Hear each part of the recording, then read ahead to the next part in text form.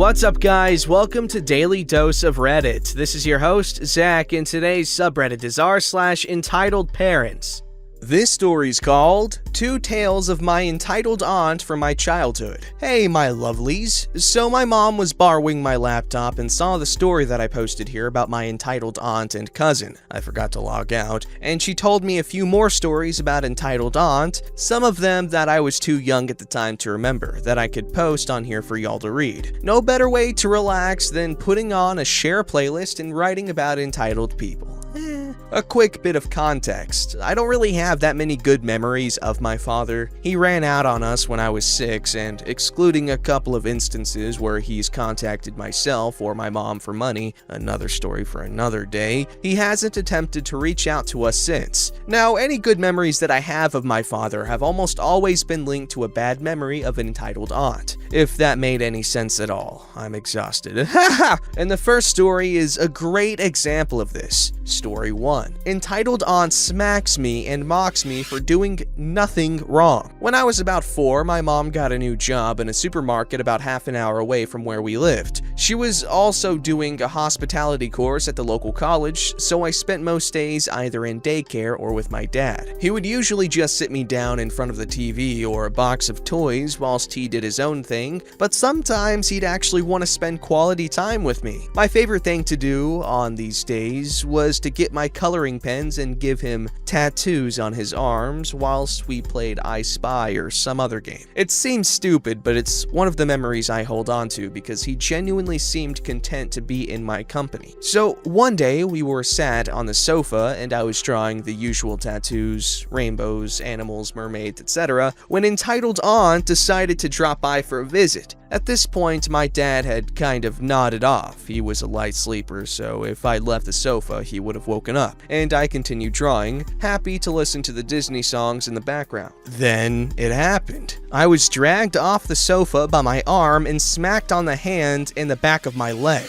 Hard. I immediately burst into tears, which wakes my dad up. He picks me up and asks entitled aunt what the hell she thought she was doing. "He was being so naughty, so I punished him," was her only response. My dad, confused, asked me what happened. I told him what happened. Now, I had some difficulties with speech until I was about 7, stuttering and the likes, which would get really difficult to deal with when I was upset. So my explanation came out as, "Entitled aunt hit me.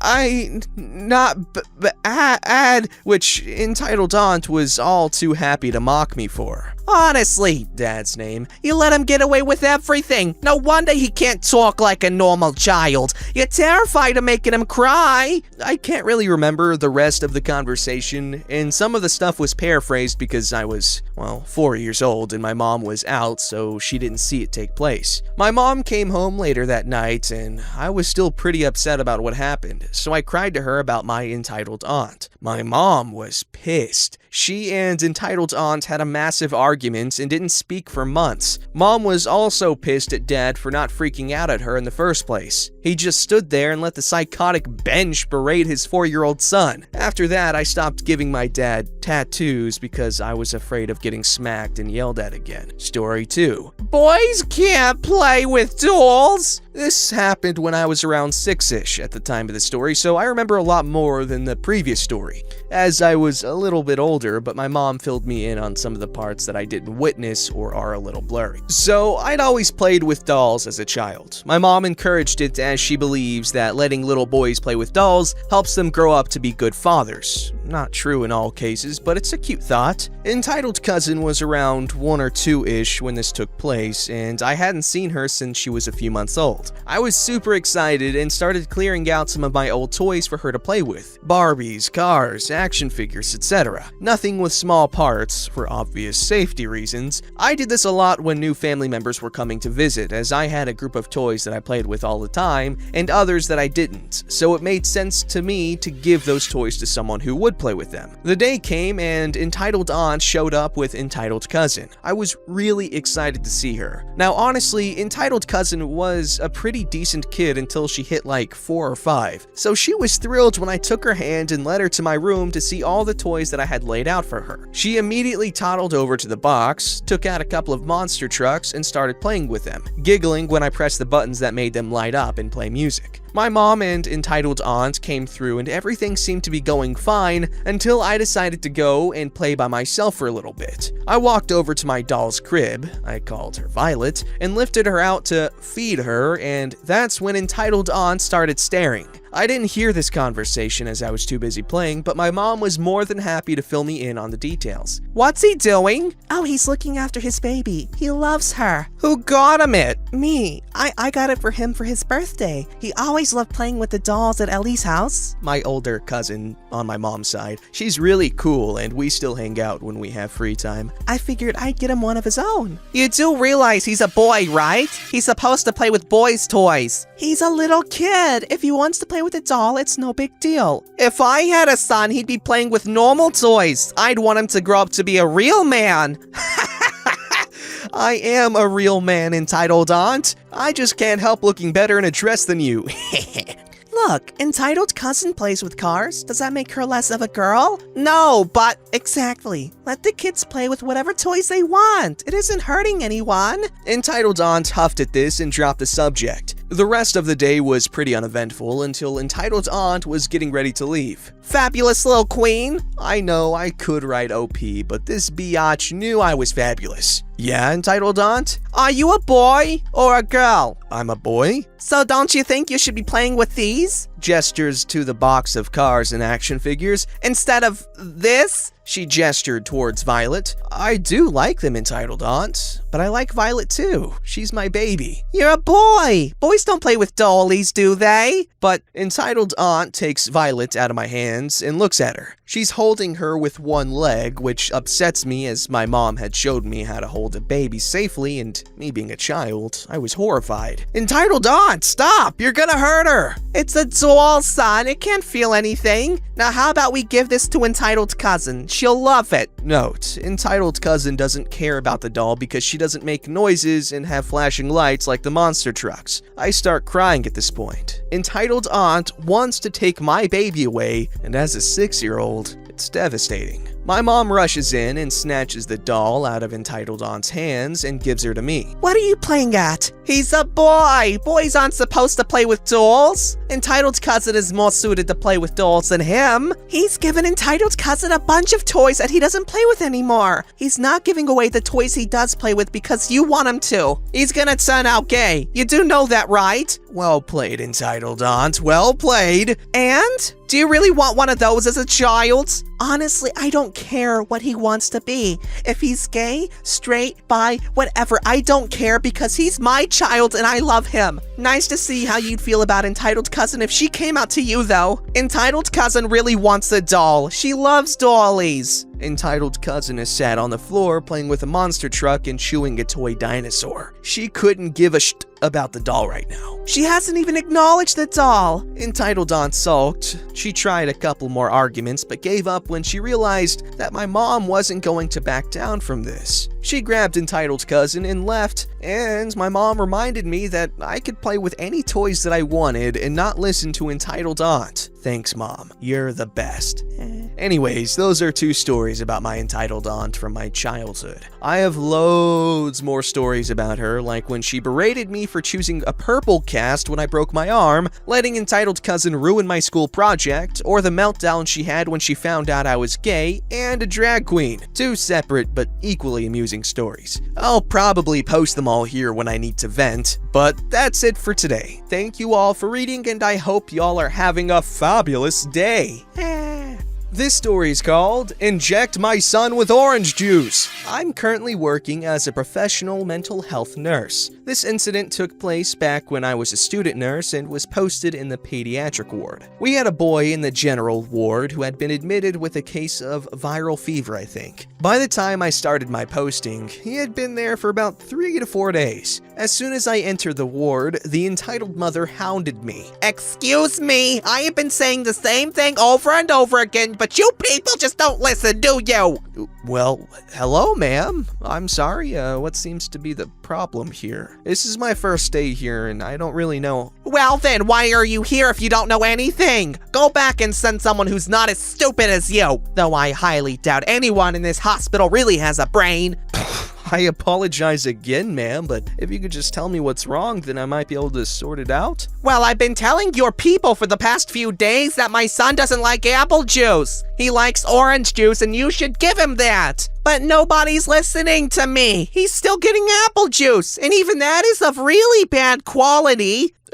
Okay, it seems that the good folks down in the kitchen have it wrong. Don't worry, ma'am, I'll consult them with the nutritionist and we'll have this sorted out in no time. Entitled mother just scoffed and marched away. I talked with the nutritionist and asked why the kid was being forced to take apple juice when he didn't like it. But she told me that that kid wasn't getting apple juice. In fact, he wasn't getting juice at all. He was getting milk with almost every meal. Now, I was getting confused. I talked to the entitled mother and she shouted at me how I was stupid like the rest of my staff. Just then, breakfast arrived. Sure enough, the kid had milk and not juice. Ma'am, the nutritionist suggested milk for your kid and that's what he's getting. He's not getting apple juice. No, you idiot, he gets that with his lunch and not breakfast. Deciding to see what the issue was once and for all, I promised her I'll come back at lunchtime to settle the issue. Lunch arrived and the kid got, you guessed it, milk. I again pointed this out to the entitled mother and she said the kid gets apple juice after the lunch. Okay, what? I was really puzzled then. Just then, a nurse arrived to administer the afternoon medications. See? Now he'll be getting that nasty apple juice. Just then, the nurse hung a bag of saline by the kid's bedside and injected a vial of MVI, or multivitamin infusion, in it and connected it with the kid's IV line. The MVI injections we had in our hospital were yellow-colored and smelled like someone just farted 3 days worth of tacos. And that's when I had the epiphany of what had been entitled mother's issue. And being the considerate creature she was, she confirmed my suspicions with a horrible screech. See, I told you! Apple juice! Nasty smelling apple juice! Well, say something!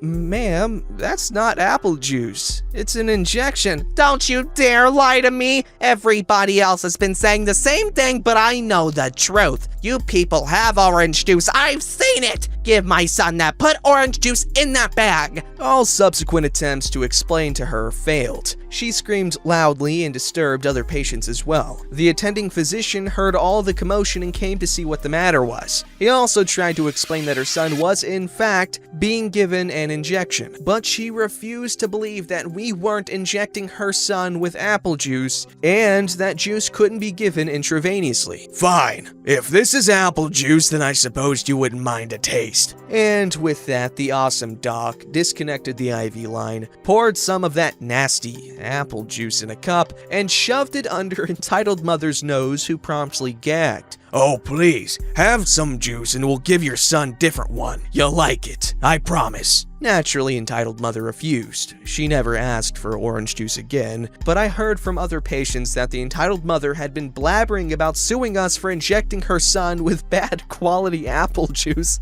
and then making a fool of her. And that's the true reason, folks, why Thanos wanted to eradicate us. Maybe he had one too many encounters with unhinged entitled parents. Later on that evening, she went to a local Waffle House and she complained to her waitress that there was orange juice in her sunny side up eggs. The freaking nerve.